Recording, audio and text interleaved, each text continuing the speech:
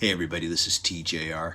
I wanted to share some recent vinyl acquisitions and also my experiences with a new company that I tried called Sound of Vinyl and share with you my experience with them and also a kind of an interesting delivery situation that occurred as well, which was my fault, but I'll talk more about that in just a moment.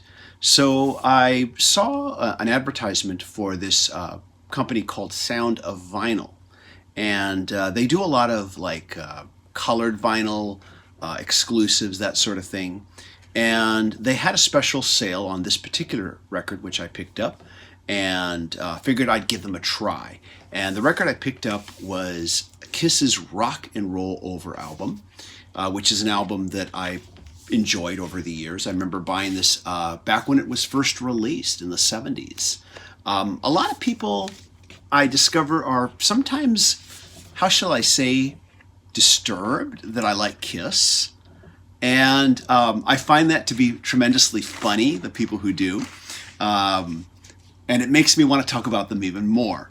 But at any rate, though, Kiss was kind of my they were my gateway into heavy rock music. From Kiss, I started listening to Judas Priest, Black Sabbath, Van Halen. They were my gateway to that world, because prior to that, I did not identify with heavy rock, hard rock music. By the way, I do not like the term heavy metal very much. I think it's too restrictive. I prefer heavy rock.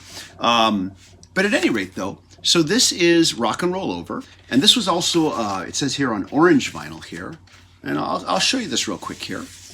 And this is, of course, the original sleeve that it came in back in the 70s. Really like that. I'll show you the actual vinyl here. Let's open this up here. Ooh, it's giving me a little trouble coming out. There we go. Ooh, look at that. Okay. Check that out. It's on the old Casablanca record label. Of course, Casablanca Records doesn't exist anymore, but that was their original label. And this was, of course, the what it looked like back then. Very nice. Give me a moment while I put this away here. Also, when this album was released, it had this as well, and they've replicated this too. It came with this sticker of the cover. And I can remember taking this sticker and putting it on my one of my school folders. You know, if you remember those peachy folders that were very common in high school back then. I don't know if anybody even uses them anymore, but we would draw on those. We would put stickers on them, and this was a sticker that definitely I put on it here. And so they've replicated that here. Of course, I'm not sticking this on anything. I'm just keeping it here. It's going to stay with the album. But that's cool that they've replicated all the original packaging with this here, right down to the original record label, even though this is no longer on or released or distributed on Casablanca Records. So there it is. And so I was very happy with this purchase.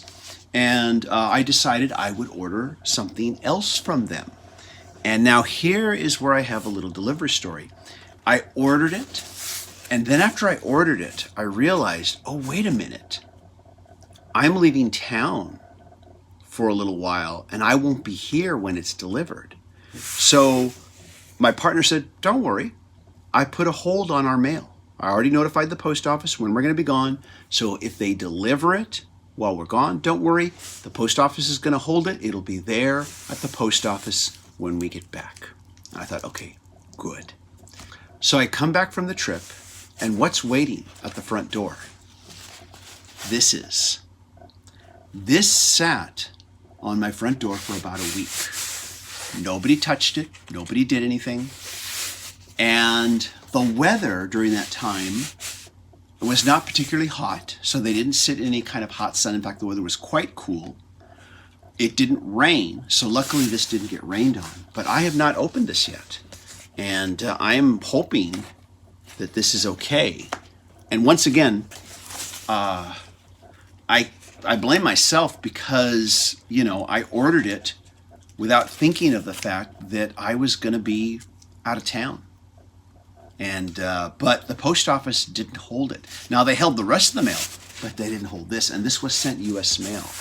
They use media mail for their shipping, which is their shipping is a lot cheaper for that reason. So let me open this up and hope that everything's okay. Okay, it took some work to get this seal broken up, and I'm going to open this up here and hope that these albums are okay. I'm going to show them to you here. They're still sealed. And let me get rid of this cardboard here. And so they were doing a sale, of course, a really good sale. And I picked up these albums probably as cheaply as I'm probably ever going to be able to pick them up. Dark Side of the Moon, of course, classic album. You know this one, of course, I'm sure. And this is not on any kind of colored vinyl, but I just still, I have not owned this on vinyl in a very long time. My initial ownership of this album was on a used vinyl, and then of course later got it on CD. And like a lot of people, when I purchased it on CD, I got rid of my vinyl. And I did that with a lot of the vinyl that I had back in the day.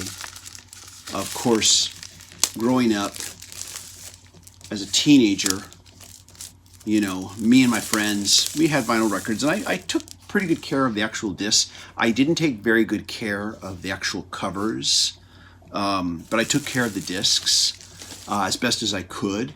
But we all listened to our vinyl records on crappy, cheap turntables. You know, we didn't really know any better. There it is. Let me take just a quick look here. Yeah, it's just on black vinyl. I'm not going to bother to just show the vinyl here because it's just on black vinyl.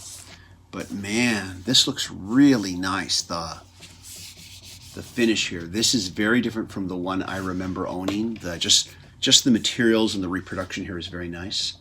Here's the inside.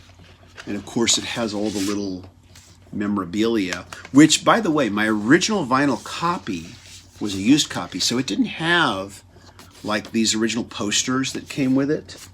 It didn't have them. So the version I owned was just the album in the cover. Later on, I actually bought a mini vinyl replica version of the album on CD, which had mini replicas of these posters here. I'm not going to open these up completely here, just due to space limitations, but just want to show you those that came with it here. TJR from the future, interrupting TJR from the past. As I was pulling out those posters, I thought to myself, wait a minute, weren't there some like little postcards or stickers or something with it as well? And right after I finished filming, I took a look inside the sleeves, and here they were. These little guys, these were part of the original packaging. And so I just wanted to show you these real quick. These came with it too. Let's go back to TJR in the past. Awesome. Now, I'll show you the next one here that I picked up during this sale. And that's this right here. The Helplessness Blues by the Fleet Foxes. And this is a great album, and I discovered the Fleet Foxes with this album. I had heard their debut album, which, you know, a lot of people raved about, and I'll be honest, I didn't get into their debut album. But then I heard about this album, I listened to a review of it, and just said, I'm going to check this one out anyways, because maybe this one I'll like. I always go into artists and albums hoping that I'll like it. I never go into it wanting to dislike anything. It doesn't matter who it is. I always am hoping that I'll like whatever I listen to. I'm always trying to be open. And while as much as I didn't care for the first one, this one I was crazy about. And I reviewed this album on the Music Worth Buying show that Robert and I did, and we'll hopefully get back to doing once the pandemic's over. And I described this album and the sound of this band as folk music from another universe, is what it sounded like to me. And let's pull out the sleeve here. There we go. Oh, yeah, there's a little poster here. Actually, a very big poster. I remember this poster was replicated in the CD version. I'm not going to open the whole thing, but let me see here. There's credits here on the back. This is big. I'll try to show this all here. And there's the poster here. It's basically a variation of the cover. Let's see here. What's this? Oh, it's a download card. Okay. And of course, I already have it on CD. I already have it imported into my iTunes. Yeah, it's on regular black vinyl. There we go. Yeah. Very nice. And let me check something here. Yeah, it's on 2 discs. It's on 2 discs, this album. But the sale they had was really good, you know. And I also got free shipping. And one of the things that I liked about dealing with this company is that sometimes, you know, they'll say free shipping after you spend like, say, $50. But that's not including any discounts. If you get a discount, you know, and it takes you under 50, then you don't get the free shipping. What I liked about dealing with Sound of Vinyl is that it was $50 before any discounts. So it was, these 2 albums here costed more than $50 prior to discount, and that's just too much for me to be paying at this point. But with the discounts, the price was under 50, but I still got the free shipping because before the discount it was $50, and it was a really good sale. And this was the cheapest I was ever going to see either of these albums on vinyl, especially since this one is 2 discs, and this one, of course, is Dark Side of the Moon, which, you know, they know they can charge more for it. I mean, and when I say they, I just mean just retailers in general. They know they can charge more for it because it's Dark Side of the Moon. And these both look great, in spite of the fact that they sat outside on a front porch with really no shelter from the elements. They are looking fine, actually. I don't see any problems with any of them. I'll look at them a little more closely. Once again, it was my own fault, in my opinion. Though, like I said, was a little miffed that for whatever reason the post office chose not to hold this package. They held all the rest of the mail, but they didn't hold this. I don't know why. But there it is. Dark Side of the Moon, The Helplessness Blues, both excellent, excellent albums. And yeah, and they arrived just fine. So I'm just really happy about that these look really good. Nothing wrong with them. Great delivery, well packaged, you know.